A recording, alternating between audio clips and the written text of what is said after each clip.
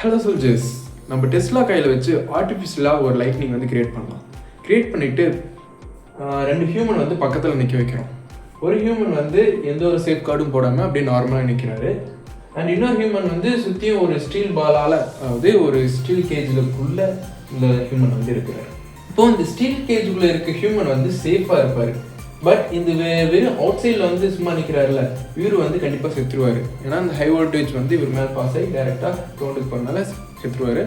But இந்த steel பாலுக்குள்ளே இருக்கிறவர் மட்டும் எப்படி சேஃபாக இருக்காருன்னு கேட்டிங்கன்னா, இந்த ஸ்டீல் பாலுக்குள்ளே வந்து எலக்ட்ரிக் ஃபீல்டு வந்து 0வாக இருக்கும் சுவிச்சஸ்.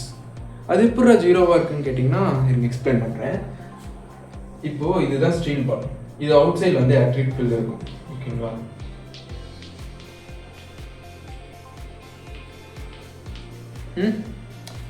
ஆக்சுவலாக இன்சைடு எலக்ட்ரிக் ஃபீல்டு போகும்.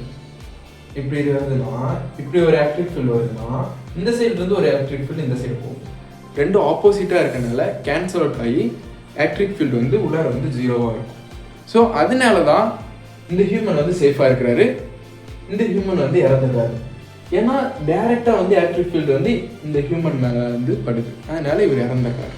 ஓகே சோல்ஜர்ஸ், இந்த கான்செப்ட் வந்து உங்களுக்கு புரிஞ்சிருந்ததுன்னா வீடியோக்கு லைக் பண்ணுங்கள் அண்ட் நம்ம சேனலுக்கு சப்ஸ்கிரைப் பண்ணுங்கள்.